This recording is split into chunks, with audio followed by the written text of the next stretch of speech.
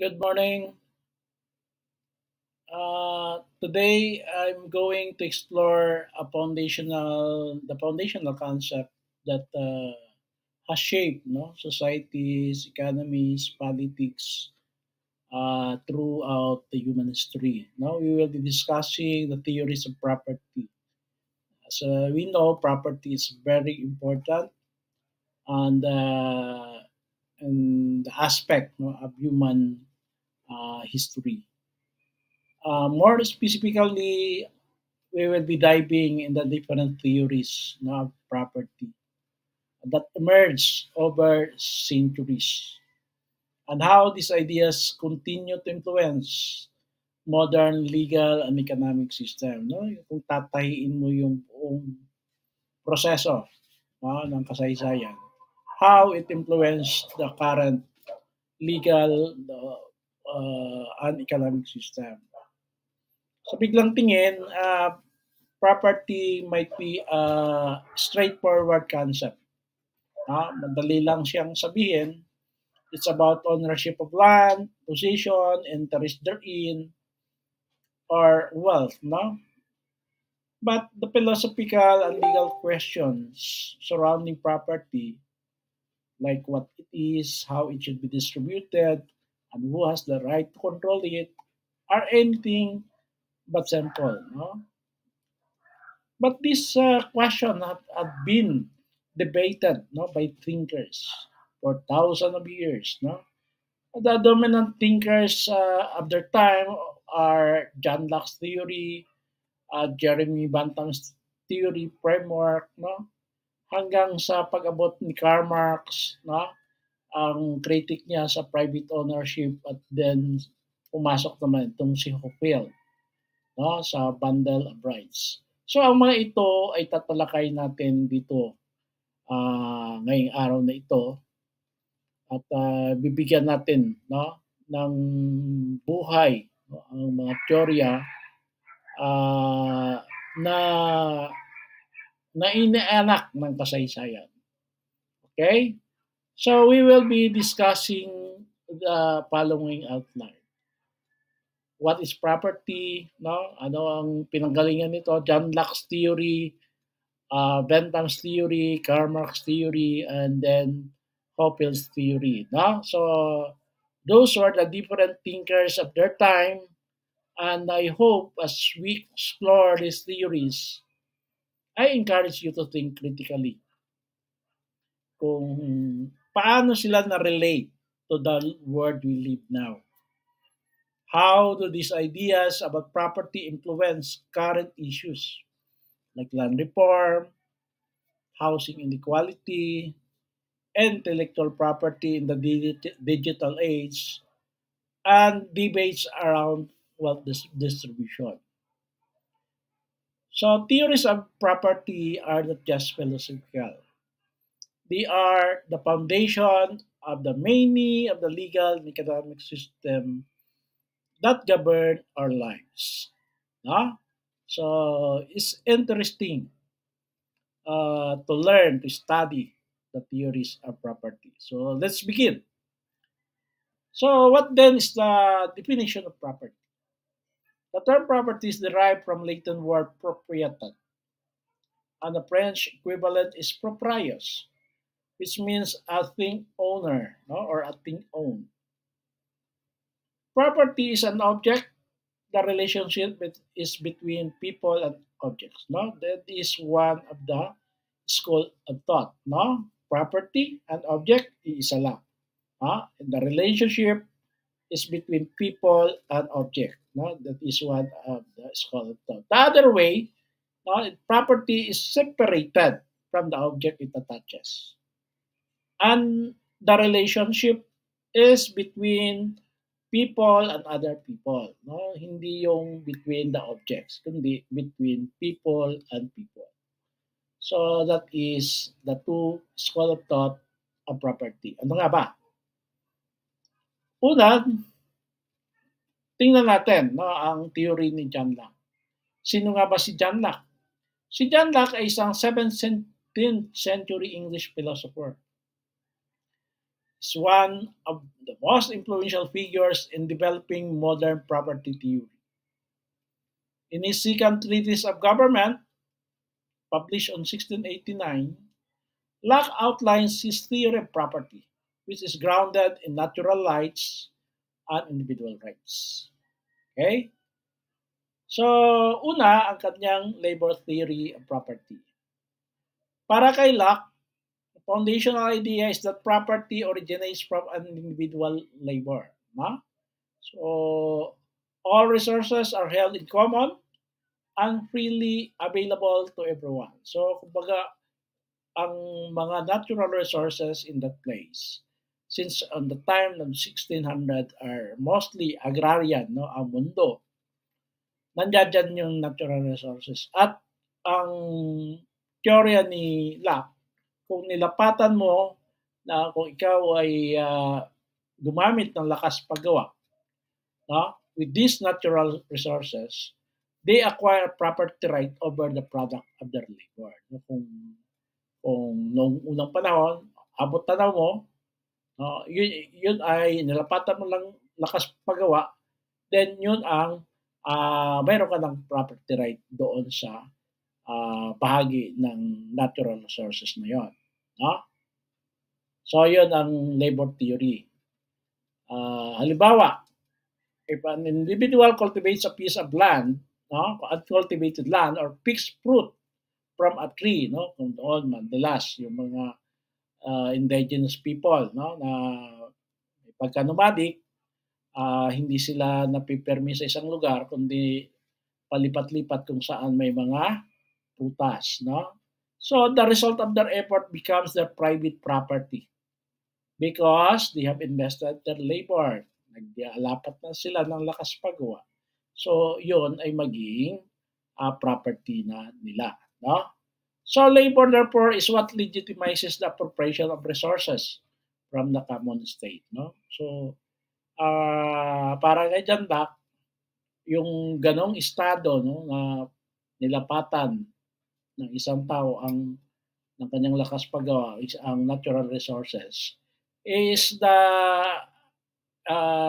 circumstances, no, na nagle-legitimize ng appropriation, no, para kanya na yon, no, yung property na yun. He further expand the theory, no? It emphasizes that private property is justified as long as individuals acquire it through their labor and as long as their appropriation does not infringe on the right of others. So ang hangganan lang doon sa hindi ka dapat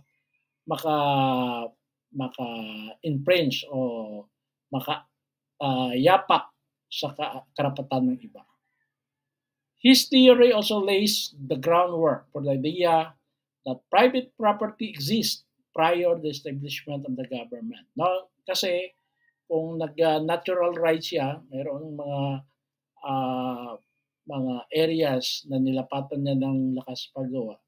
So definitely nag-exist una yung ganong sitwasyon bago mag-exist ang isang gobyerno. No? So therefore, sabi niya, ang rule ng government is not to grant property rights but to protect pre-existing natural rights. Kasi nandoon na, no? Nakalatag na ang natural rights. Ang dapat na lang papel nung nalikha o na itayo ang gobyerno, protektahan yung ganong natural rights. This idea was highly influential in the development of liberal political philosophy and property law. Para kay Locke, no, the establishment of private property is beneficial to society because it encourages productivity and economic growth. By owning the fruits of their labor, individuals are motivated to work harder and create more wealth, benefiting both themselves and society at large. No? So kung binigyan mo sila ng pag-aari, mamomotivate mo sila na palaguin iyon, no? Kasi kanila ang benefits, no, kanilang tinanim, ang kanilang nilapat na lakas paggawa ay para sa kanila, mamomotivate sila na palaguin iyon, no? Iyon yung teorya ni John Locke. Now, punta tayo kay Jerry Bentham. No? Ang theory ni Jerry B. Bentham, which is an opposite to what John Locke theory. No? Sino si Jeremy Bentham? Siya ay 18th and 19th century British philosopher and legal theorist, which took a different approach to property compared kay John Locke. No? Bentham is best known as the founder of utilitarianism, a philosophy that emphasizes the greatest happiness or utility for the greatest number. Huh? His theory of property outlined in various writings, such as the Principles of Civil Code, which is grounded in legal positivism and social utility rather than natural rights. No? So, ano siya, no? Opposite, no? Doon sa teorya ni John Locke. Para kay Bentham, there is a legal construct sa property. No? Ang property does not exist in the state of nature and is not derived from natural law or labor. So instead, Bentham argues that property is a legal construct o nilikha siya, no, ng Estado.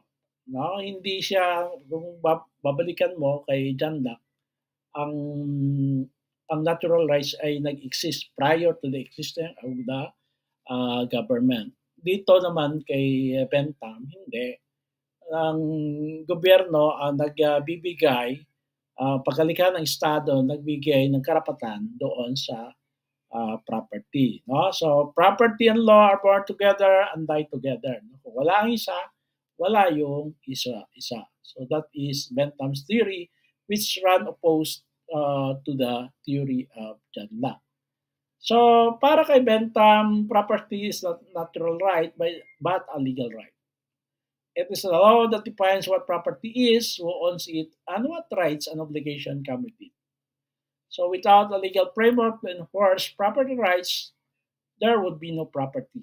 No? Thus, property is a social institution created and maintained by legal system to organize society and promote social utility. No? So, kakaiba ito. Kay John Locke is individual. Ito, ang kay Bentham is for social utility. No? Eh, hindi para sa sarili, kundi para sa lipunan. Pinalawig pa niya ito that the property is a matter of expectation, no? Not just ownership. So a person's sense of security comes from their expectation that their property rights will be upheld by the law and protected against theft or confiscation. Thus, Bentham viewed property as a system that guaranteed the individuals certain future benefits by providing them with the incentive to invest in the property. Kasi kung iyo nga naman yan, no, protektado ka ng batas, palalaguin mo yan. No? That is the theory of Bentham. Now, punta tayo sa kay Karl Marx. No? Karl Marx's theory of property is different from the two. Karl Marx was a German philosopher, economist, historian, sociologist, political theorist, and revolutionary socialist. He is best known for his critical analysis of capitalism and his ideas about class struggle, which laid the foundation for modern socialism and communism. Ano naman ang teorya niya? No? Para kay Karl Marx, ang kanyang teorya, which is published in this Communist Manifesto, at yung pinaka-known, no, na likha niya ang Das Kapital or The Capital. This is a critical of private property, no? Particularly in the context of capitalism. Kasi pinag-iba ni Karl Marx yung personal property at saka private property at the means of production, yung lumilikha ng mga produkto, yung mga makinarya. So Marx argued that private property, especially in a capitalist system, is a tool of exploitation that allows the ruling class to dominate the working class by controlling the means of production. So, pag kinontrol ng ruling class, kasi sabi ni Karl Marx, ang lipunan nahati sa mga uri. Yung mga naghaharing uri, yun ang kumukontrol sa means of production to oppress the people, no? Kasi pinagsasamantalahan. Marx viewed property not as a natural right or a social utility, but as a mechanism of class oppression, no? So ka ka ano siya, no? Ka ano ba ito? Opposed, no? Kasalungat doon sa kay Jerry Bantam Janda, and he advocated for its abolition or radical redistribution doon yung private property, no? To achieve a more egalitarian society. Ang egalitarian society para itong sa lipunan ng may pagkakapantay-pantay, no? So Marx critique of property ownership has influenced socialist and communist policies around the world, where collective ownership and the distribution of wealth are central goals. Next, ang kay Wesley Newcomb Hopefield. Siya ay American legal scholar, best known for his pioneering work in the field of jurisprudence, particularly his analysis of legal rights. He is most famous for developing the Hopefieldian framework and Hopefieldian analysis, which is a systematic way of breaking down, no, the legal concepts such as rights, duties, liabilities into precise fundamental legal relation. This framework is often referred to as the bundle of rights, no? Approach which revolutionized legal thoughts by clarifying the nature of rights in legal system. Yung dati ang pagtingin ay isa lang yung pag-aari, parang freehold siya. Tapos pagdating ni Hopefield, pinaghiwa-hiwalay niya ito sa different parang stick, no? Parang walis. May iba't ibang stick. So, modern property theory often rejects the idea of sole ownership and instead views property as a bundle of rights. No? So, yung sinasabi, bundle of sticks, parang walis siya. No? Na mayroong rights to use, rights to include, rights to transfer, and destroy. So, this approach has become the dominant legal framework in property law, influencing how courts, policymakers, and legal scholars understand property. For example, in urban planning and land development, property owners may have the right to build on their land but face limitation imposed by zoning laws, environmental regulation, or public easements. No? Kung mayroon tayong mga zoning ordinances, mayroon tayong CLUP, at mayroon tayong mga public easement, kaya nga may mga expropriation at iba pa. Yun, dahil doon sa limitations na imposed. Hindi absoluto yung ownership natin sa land. So in conclusion, theories of property from Locke's individualism to Bentham's legal constructivism and Marx's class critique offer a rich landscape for understanding how property rights are defined, justified, and contested. Today, property law remains a complex, multifaceted field shaped by these philosophical debates. No?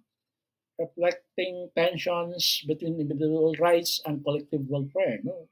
Kabilang dulo yan, individual and collective welfare. Natural entitlements and legal frameworks and class-based control and economic justice. Its theory provides critical insights, no, into the role of property in society, influencing both theoretical discussion and real-world policy decision. No? So, diyan makikita natin na ang different perspective, no? Different perspective on how we look at the property. These theories, yung mga diniscuss natin, help answer us the questions that we posed before at the start of this discussion. So, yan. Magandang na-discuss natin yan at yan ang gagabay doon sa future discussion natin dito sa kursong ito. So, dito muna tayo at next presentation, I will discuss more on the relationship of economics and law. Thank you at magandang umaga.